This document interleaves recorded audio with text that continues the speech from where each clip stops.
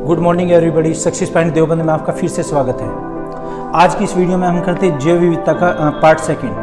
पहली वीडियो में हमने जैव विविधता किया था बायोडाइवर्सिटी। आज बायोडाइवर्सिटी पर दूसरी वीडियो होगी जिसमें ओरिएंटेड जो हमारा टॉपिक होगा हॉट स्पॉट्स। बहुत इंपॉर्टेंट है एग्जामिनेशन के पॉइंट ऑफ व्यू से।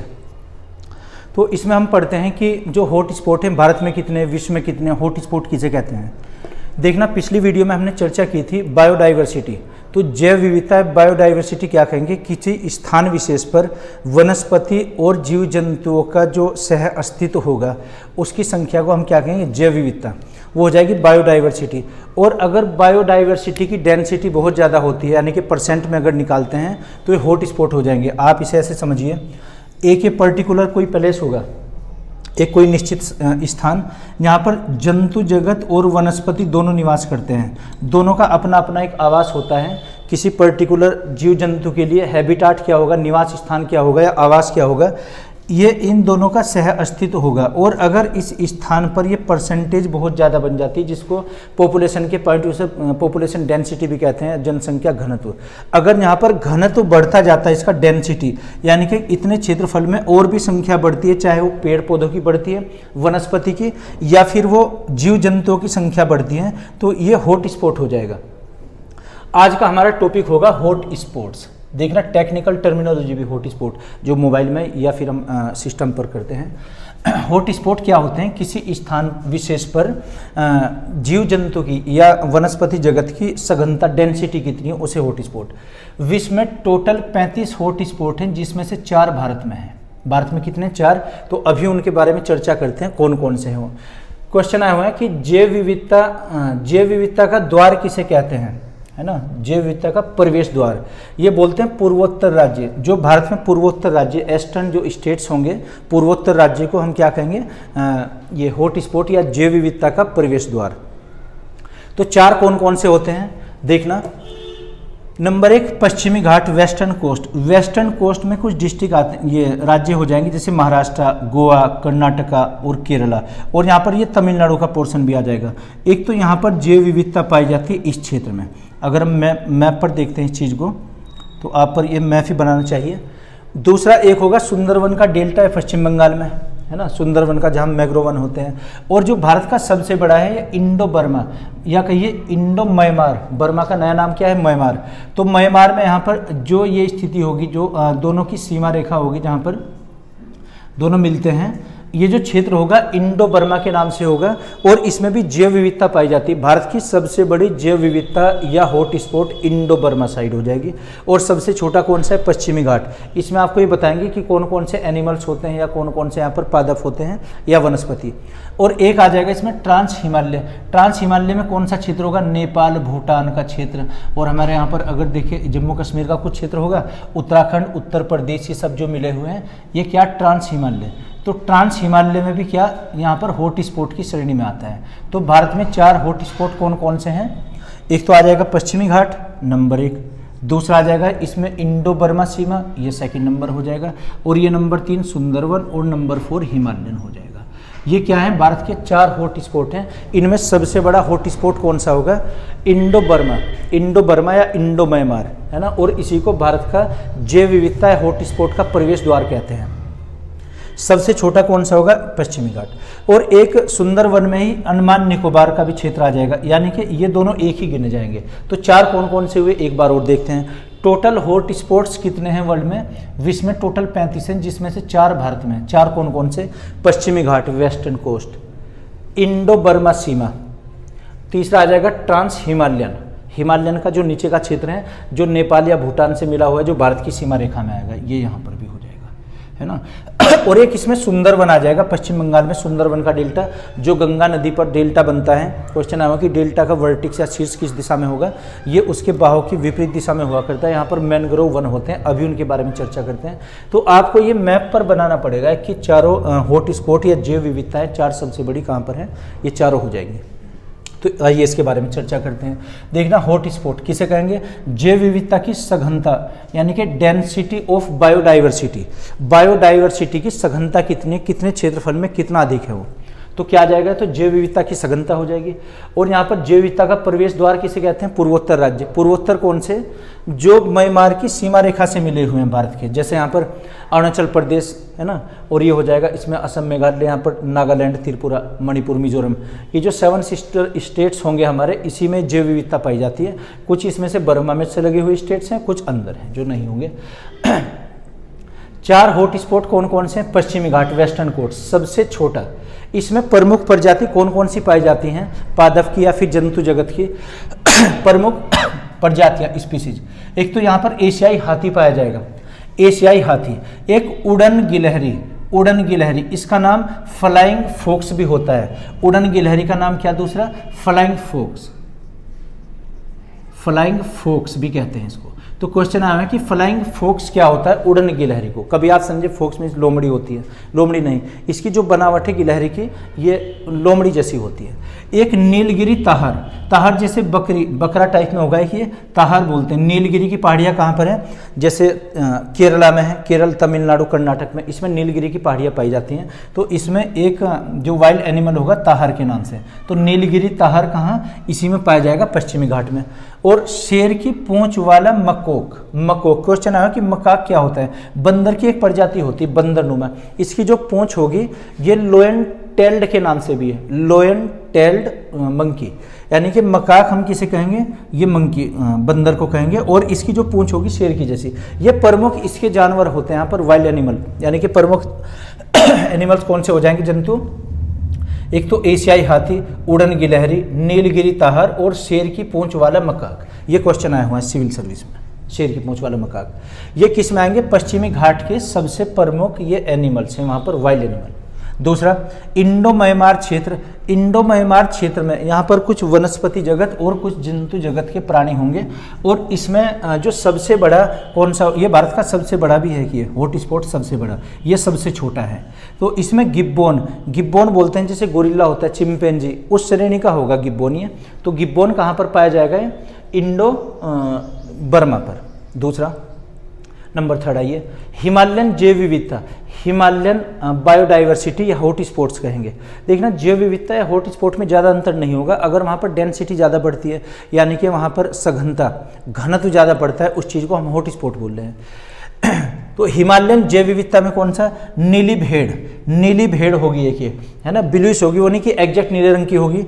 एक होगा इसमें हिम तेंदुआ, है ना, जैसे टाइगर होते हैं, तो हिम तेंदुआ ये विलुप्त प्राय प्रजाति भी है भारत की। और एक सुनहरा लंगूर, लंगूर कैसा होगा कि सुनहरा। ये यहाँ पर ये प्रमुख प्राणी होंगे जो हिमालयन जैव विविधता की श्रेणी में आते हैं, या हिमालयन या कहिए हॉट स्पॉट। नंबर 4, सुंदरवन का डेल्टा। जो सुंदरवन है, सुंदरवन में क्या, अगर वनस्पति जगत में देखें, मैनग्रोव वन, मैनग्रोव वन के बारे में देखते हैं क्या होते हैं। देखना क्वेश्चन है, विश्व के सबसे अधिक मैनग्रोव वन कहाँ पाए जाते हैं? सुंदरवन का डेल्टा पश्चिम बंगाल में। गंगा जो नदी होगी, जैसे गंगा नदी है ऐसे, ये गंगा नदी, और यहाँ पर एक डेल्टा बनेगा, यानी कि नदी के जो तट से कटा हुआ मलबा होगा, अपक्षय अपर्दन के कारण, इरोजन के कारण ये मलबा किसी खास जगह इकट्ठा हो जाएगा, और ये हमेशा बहाव के विपरीत दिशा में होता है। इसका वर्टिक्स, ये वर्टिक्स जो होगा शीर्ष, यानी कि डेल्टा का वर्टिक्स शीर्ष किस दिशा में होगा? नदी के बहाव की विपरीत दिशा में। ये क्वेश्चन सिविल सर्विस में पूछा गया है। ये जो डेल्टा बनाया गया, इस पर कुछ वनस्पति उगती हैं, और ये वनस्पति क्या हो गए? ये किनारे पर होती हैं। वैसे तो होंगी, सैलिनिटी यहाँ पर ज़्यादा होगी, यानी कि लवणता ज़्यादा जहाँ पर होगी वहाँ पर उगते हैं, है ना, किसी नदी के तट पर या किसी समुद्र के तट पर होते हैं। इनको मैनग्रोव वन कहा जाता है, मैनग्रोव वन। विश्व में सबसे अधिक और सबसे घने मैनग्रोव वन पश्चिम बंगाल में सुंदरवन के डेल्टा पर पाए जाते हैं। इसकी फिर अलग अलग प्रजातियाँ होती है। कौन सा मैंग्रोव वन है? इसमें एक सुंदरी का वृक्ष भी होता है यहाँ पर, सुंदरी, एक वृक्ष का क्या नाम है? सुंदरी। क्वेश्चन है, भारत में सुंदरी वृक्ष यहाँ पर पाए जाते हैं, सुंदरवन के डेल्टा पश्चिम बंगाल में। और एक आर्द्र भूमि, 2 फरवरी 1971 को एक दिवस ही मनाते हैं, आर्द्र भूमि दिवस, है ना।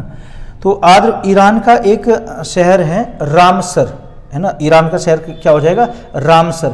रामसर एक वहाँ का नगर है। 1971 में एक बैठक हुई थी जिसमें निर्णय लिया गया था कि विश्व में प्रमुख आर्द्र भूमि वाले स्थानों को बचाया जाएगा, क्योंकि ज़्यादातर सबसे अधिक जैव विविधता, बायोडाइवर्सिटी या हॉट स्पॉट्स ये उन स्थानों पर है जहाँ पर नमी युक्त मिट्टी होती है, यानी कि जहाँ की भूमि कैसी आर्द्र युक्त होगी, जो ह्यूमिडिटी ज़्यादा होगी, वेटलैंड भी बोलते हैं इसको। वेटलैंड्स को बचाने के लिए, उसके कंजर्वेशन के लिए रामसर कंजर्वेशन यानी कि रामसर संरक्षण एक बैठक जो हुई थी, उसमें आर्द्र भूमि को बचाना था हमें। प्रत्येक वर्ष 2 फरवरी को हम क्या मनाते हैं, आर्द्र भूमि दिवस या वेटलैंड डे मनाते हैं। और ये 29 दिसंबर को मनाते हैं। जैव विविधता दिवस अलग है, आर्द्र भूमि दिवस अलग है। तो इसमें रामसर क्या है, एक रामसर में सम्मेलन हुआ था। रामसर का किस नगर में है, ईरान देश में एक नगर का नाम है रामसर। वहाँ पर निर्णय लिया गया था और 1971 में बैठक हुई थी। भारत जो इसका सदस्य बना था सन 1975 में भारत इसका सदस्य बना था कि रामसर सम्मेलन या रामसर जो संधि है इस पर भारत ने कब हस्ताक्षर किए थे, 1975 में। तो ये प्रमुख हॉट स्पॉट हैं। अब हमारा अगला टॉपिक होगा जैव विविधता को सबसे अधिक हानि किसके द्वारा पहुंचाई जाती है, कौन कौन से प्राणी किस में रहते हैं, तो और भी इस पर चर्चा करते हैं। आप इसे नोट कर लीजिए पॉज करके, जैसे भी स्क्रीनशॉट आप लेना चाहते हैं। तो आइए समझते हैं जैवमंडल, बायोस्फीयर किसे कहते हैं। देखना, जैवमंडल रिजर्व, बायोस्फीयर रिजर्व जैव विविधता का एक पार्ट होगा। देखना, हमने पढ़ा है जैव विविधता, बायोडाइवर्सिटी। बायोडाइवर्सिटी जहाँ डेंसिटी बहुत ज़्यादा हो जाएगी, घनत्व, उसे हम क्या कहेंगे, हॉट स्पॉट। अब यह ना कि जिस क्षेत्र में ये होंगे हॉट स्पॉट या कहीं भी बने हुए होंगे, उस क्षेत्र को हम क्या कहेंगे, बायो रिजर्व, है ना। जो बायोस्फीयर हो जाएगा यानी कि जैवमंडल। जैवमंडल को 3 भागों में वर्गीकृत किया गया है। पहले इसकी संरचना को समझ लेते हैं। देखना, जैवमंडल की संरचना, स्ट्रक्चर ऑफ ये बायोस्फीयर। बायोस्फीयर के 3 भाग करते हैं। तो पहला भाग क्या हो जाएगा इसका, जैसे जो कोर सेक्टर होगा यानी कि कोर क्षेत्र, सबसे अंदर का भाग हम क्या कहेंगे इसको, कोर जोन। कोर जोन में क्या होगा, ये अति सुरक्षित होगा, यानी कि यहाँ पर कुछ मानव गतिविधि इसमें नहीं हो सकती। इसके जो बाहर का क्षेत्र होगा ये वाला, ये बफर जोन हो जाएगा, बफर क्षेत्र। और सबसे बाहर का ट्रांजिशन यानी कि ये आ जाएगा संक्रमण क्षेत्र। तो बाहर वाले को संक्रमण क्षेत्र, उसके अंदर वाला क्या होगा, फिर ये बफर जोन आ जाएगा। बफर जोन के अंदर क्या, कोर जोन आ जाएगा। तो 3 आधार पर बांटा गया है, सबसे अंदर कोर, फिर उसके बाहर बफर और उसके बाद में ट्रांजिशन या संक्रमित। कोर जोन में क्या होगा, कोर में सर्वाधिक ये संरक्षित होगा। इसमें कोई ऐसी एक्टिविटी नहीं होगी कि जो बायोस्फीयर को या कहिए कि जो बायोडाइवर्सिटी है उसको हानि पहुंचा सके या फिर हॉट स्पॉट को हानि पहुंचाए। इसमें सरकार किसी को परमिशन नहीं देगी। जो जैवमंडल की संरचना घोषित की गई है 1971 में, ये यूनेस्को द्वारा, देखना 1971 में यूनेस्को की full form United Nation Educational Scientific and Cultural Organization, ये अलग से हम आपको इसमें पढ़ाएंगे इकोनॉमी में। 1971 में यूनेस्को द्वारा प्रारंभ किया गया जैवमंडल, जिसको बायोस्फीयर या आगार भी कहते हैं, आगार संरक्षित क्षेत्र।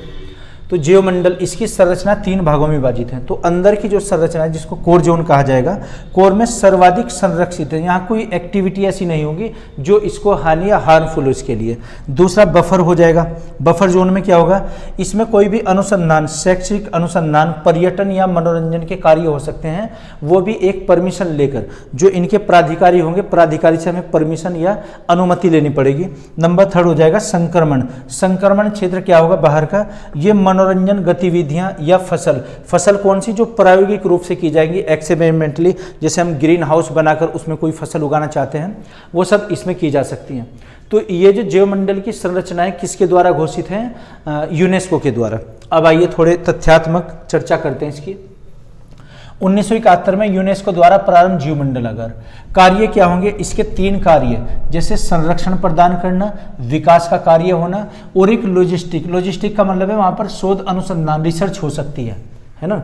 यानी कि बायोस्फीयर को या जैवमंडल को हम एक अनुसंधान के रूप में भी प्रयोग कर सकते हैं। क्वेश्चन है कि विश्व में टोटल कितने बायोस्फीयर्स हैं, तो है ना 669 बायोस्फीयर हैं, उसमें 18 भारत में है। तो भारत में टोटल कितने, 18।